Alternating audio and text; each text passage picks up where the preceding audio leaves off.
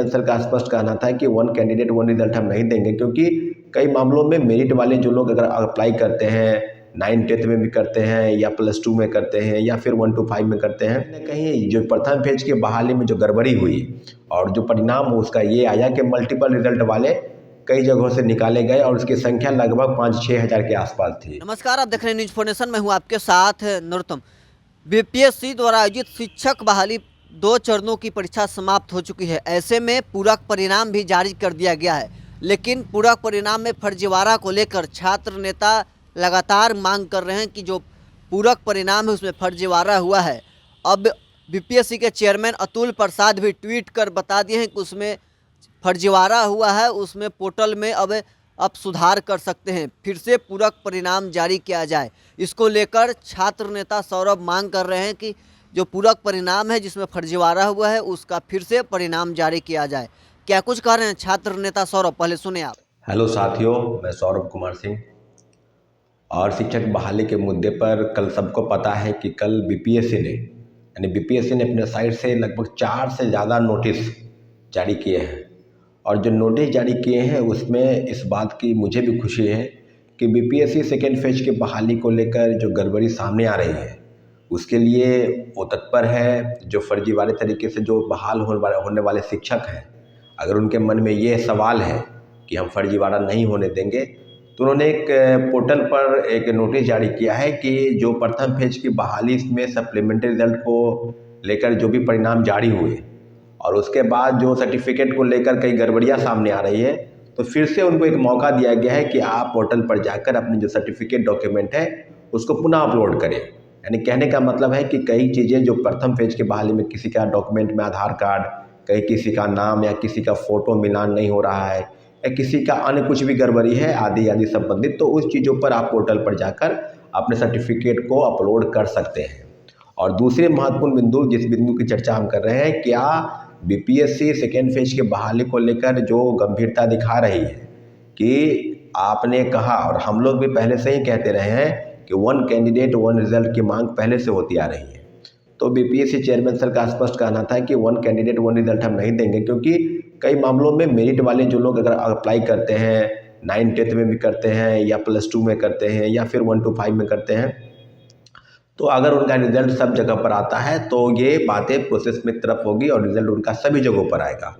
लेकिन दूसरी तरफ हम लोग का भी मानना यही था कि अगर कोई व्यक्ति अगर 6 to 8 में अगर जाके डीवी करा लेता है तो वहीं पर उसका लॉक हो जाएगा। तो अगर वो इंतज़ार कर रहा है 9th-10th का रिजल्ट का या +2 यानी 10+2 का इंतज़ार कर रहा है, तो अगर आएगा तो फिर वहाँ भी चला जाएगा।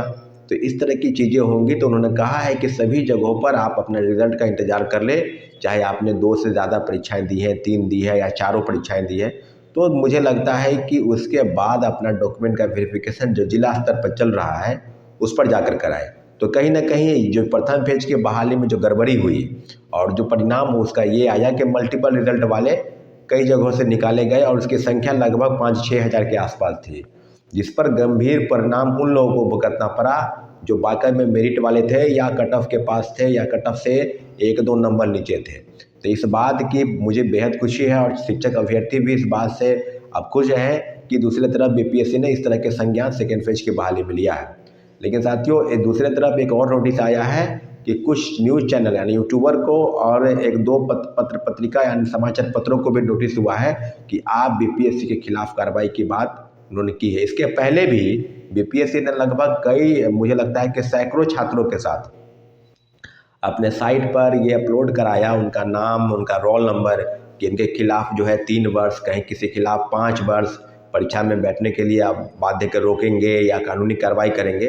तो ये बात आप समझ लीजिए कि जो गलती बीपीएससी से हुई, जो गलती शिक्षा विभाग से हुई, या दोनों की जो गलती के जो खामियाजा है वो छात्रों को भुगतना पड़ रहा है। अब जाहिर से बात है कि बीपीएससी ने स्पष्ट रूप से कहा था अपने ग्रीवांस सेल में कि जो परिणाम, यानी कहने का मतलब कि जो प्रॉब्लम क्रिएट हो रहा है, जो शिक्षक अभ्यर्थियों के साथ जो हो रहा है, तो उसको आप अपने साइट पर लाकर आप बताएं या एफिडेविट के साथ उसको सबमिट करें। तो सबमिट करने के बाद जो प्रॉब्लम क्रिएट यहाँ सॉल्यूशन होने के बजाय उनके खिलाफ कार्रवाई की ही बात हुई है। और कार्रवाई के लिए इस तरह की चीज़ें, कई अभ्यर्थी ऐसे हैं जिसका सेकेंड फेज के बहाली में रिजल्ट भी आ गया है और उनका रोल नंबर भी ये है कि इनके खिलाफ कार्रवाई चल रही है। तो आप समझ लीजिए कि अगर किसी से कोई गलती हुई अगर किसी ने जानबूझकर अफवाह उड़ाया या इस तरह की चीज़ों को करने का प्रयास किया तो जाहिर सी बात है उसके खिलाफ कार्रवाई होनी चाहिए, मैं इसका समर्थन करता हूँ। लेकिन अगर किसी शिक्षक अभ्यर्थी द्वारा या प्रॉब्लम क्रिएट हुआ या किसी तरह की परेशानी हुई तो वो निश्चित रूप से कट ऑफ को लेकर जो सवाल था या अपना जो ओएमआर शीट में मार्क्स को लेकर जो सवाल था कि मेरा इतना मार्क्स आ रहा है और बीपीएससी इतना बता रही है, तो जो ग्रीवांसेस सेल में जो एप्लीकेशन डाले गए और उनके खिलाफ ही कार्रवाई हो जाए तो मुझे लगता है कि बीपीएससी को इन सब चीज़ों से निश्चित रूप से बचना चाहिए, क्योंकि अभ्यर्थियों की एक मांग रही, अभ्यर्थियों की डिमांड पर आपने पोर्टल पर उसका जो एप्लीकेशन है शपथ पत्र के साथ वो लिया और उसके बाद उन्होंने कार्रवाई की भी बात की है। तो मुझे लगता है कि बीपीएससी पर 1 लाख से ज़्यादा आवेदन पत्र दिए गए और काफ़ी चीज़ें हैं जिसको गंभीरता से करने के सवाल को लेकर जो जवाब है बीपीएससी की तरफ से वो काफ़ी चीज़ें आई हैं। आप देखेंगे हिंदी के पेपर जो हैं उनको हटा दिया गया। सेकेंड फेज की बहाली में कई लोग काफ़ी मेहनत किए थे, जैसे कि प्रथम फेज की बहाली में था कि सब लोगों के पास वो बातें थी कि हिंदी पे पेपर या अंग्रेजी यानी भाषा के जो पेपर हैं, तो ये बात कैसे सिद्ध हो गई कि भाई शिक्षक बहाली में प्रथम फेज में हिंदी और भाषा के जानकारी होना चाहिए और सेकेंड फेज में नहीं होना चाहिए। कट ऑफ को लेकर भी काफ़ी घमासान मचा हुआ है, तो इस बात के लिए कि क्या कट ऑफ इतना हाई जाना, क्योंकि कोई विषय का कट ऑफ 80 से कम है ही नहीं। खासकर मैथमेटिक्स और सोशल साइंस के कई विषयों के कट ऑफ थोड़े कम रहे, लेकिन मैथमेटिक्स कट ऑफ 93 और आदि सब विषयों के कट ऑफ मुझे लगता है कि 80 एबव 80 रहे हैं। तो गवर्नमेंट के पॉलिसी के अनुसार जो शिक्षक बहाली हो रही है और सेकेंड फेज के बहाली में फर्जीवाड़े को रोकने के लिए जो बीपीएससी और शिक्षा विभाग की तरफ से जो भी कदम उठाए जा रहे हैं वो स्वागत योग्य है, परंतु पूरक परिणाम को लेकर हम लोग की जो लड़ाई है प्रथम फेज की उसको अब आगे तक बढ़ाने के लिए हम लोगों ने कोर्ट केस जाने की जो तैयारी चल रही है, तो सभी साथियों से आग्रह है कि अपना डॉक्यूमेंट जो है Aadhaar card document, admit card, TRE1 का स्कोर कार्ड, सीटेट, DLED या STAT का सर्टिफिकेट आदि सब अपने मेरे नंबर पर भेजें ताकि कोर्ट संबंधी चीज़ों को हम आगे बढ़ा सकें और निश्चित रूप से पूरक परिणाम इनको जारी करने पड़ेंगे। सेकेंड फेज की बहाली में जो सीटें खाली होंगी, कई तरह की चीज़ें हैं जो पर कई जगहों पर रिजल्ट कई जगहों पर आ गया है, तो सब चीज़ों पर हम एक अनुमान लगाते हैं कि पूरक परिणाम की मांग सेकेंड फेज की बहाली में भी होगी, लेकिन प्रथम फेज की बहाली की प्रक्रिया में हम लोग आगे बढ़ने चाहते हो।